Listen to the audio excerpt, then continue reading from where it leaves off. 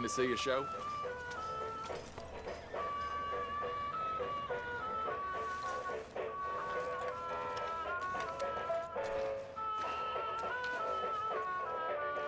What show's on right now?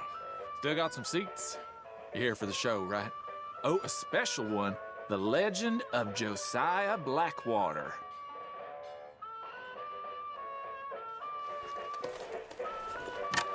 Ticket, please. Right then, just head inside the tent.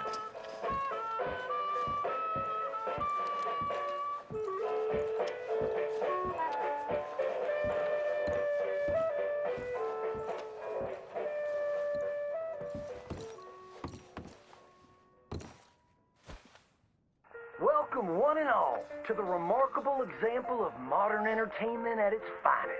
Now, most of you young'uns, I'm sure, know about our great national hero and pioneer, Josiah Blackwater. Him that gave the town of Blackwater its nomenclature. You see, only about 100 years ago, weren't nothing here but big old forest, ferocious beasts, surly savages, arid deserts, and unconquered mountains. The West, well, the whole West was untamed. Your mama probably told you bedtime stories about Josiah's many adventures. But I'm gonna tell you a story you ain't likely to have heard about his possum hat. Now, Josiah Blackwater was born in the year of our Lord 1782 in a log cabin just west of Ansburg. He was a special boy. His pa gave him his first rifle when he was 3 years old. Boy, he took to it right away. He exclaimed, "There's a whole mess of critters out there in the woods that aim to eat us, so I'm gonna consume them first." Yes, sir. He really took to killing all manner of things. He was such a keen shot. One morning, he was sorting up some winter turnips for the root cellar when a big old bear and her cubs came in the kitchen hunting for food. It had a mind to eat up all the jams and preserves. Josiah grabbed that bear and wrestled her to the ground and squeezed and squeezed and squeezed. He whooped the tar clean out of that big old critter. Then he tied her up and grabbed them cubs and ground them into sausages while the mama bear watched. That's fine eating. His mom and pa knew right then he was cut out to be the finest wild frontiersman that ever drew breath. But first, they wanted him to get some book learning. After only 3 days of attending school, Josiah beat the living daylights out of the class bully and announced to his daddy that he was tired of ciphering and mathematics on account it's only good for adding up the number of critters or Indians you can kill. So he ran away from home and headed west. Now, these lands were occupied by savages then, and when Josiah Blackwater came scouting through, he recognized it to be a land of splendor, wasted on those that couldn't appreciate it on account of worshiping false idols.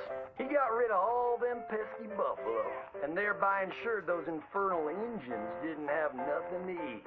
Of course, that got them mightily riled up, so he had to slaughter all of them too. Just like his daddy had once done to the Redcoats in 1775. Right about that time, he met an Indian girl he took pity on account of having annihilated her family. She was 12 years old, and so he took her as his wife. She gave him 2 sons before she died of typhus. Now, y'all know that Josiah Blackwater wore a possum for a hat. But most don't know how that came to be. Well, one day, old Josiah was riding a couple of alligators down the Lanahatchee River. Riding, standing up, and shooting eagles right out of the sky when he sees a big old mountain lion about to eat a possum. Josiah grabbed that mountain lion by the tail and wrestled it till it was plumb dead. Well, that possum really took to Josiah. Followed him around like a dog loyal to its master. Yes, they had a lot of adventures together. Now, Josiah never cried a day in his life, but he pert near did on the day that possum passed, for they were mighty fine friends. So he skinned it and made it into a hat. Back in them days, a possum skin was as good as money, but he never parted with that hat, not even for $10. Once he founded the town of Blackwater, he sent word for settlers to come. It was the last stop in the west before San Francisco. He met a girl by the name of Rufina Helsby at a barn dance one night, took her as his wife, and settled down. Built himself a cattle empire and had 14 youngins. But Josiah Blackwater wasn't the home-loving kind, and he grew mighty restless. One day on the courthouse steps, he announced, "You may all go to hell," and I will go to Saint Denis. And so he did. Enjoyed French pursuits of strumpets and wanton gluttony, which is where he came upon the idea of running for Congress. He wore that possum hat every day as a congressman, as a reminder of where he come from, saying, I may live in barbaric splendor, but I always remember, keep your friends close and your gun closer, because you don't know when you might have to shoot them.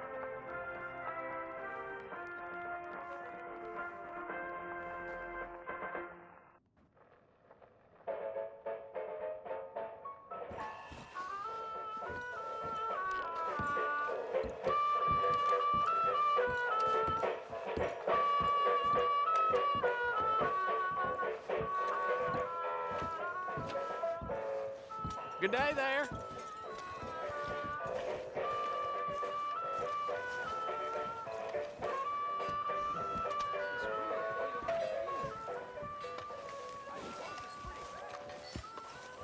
Come on, girl.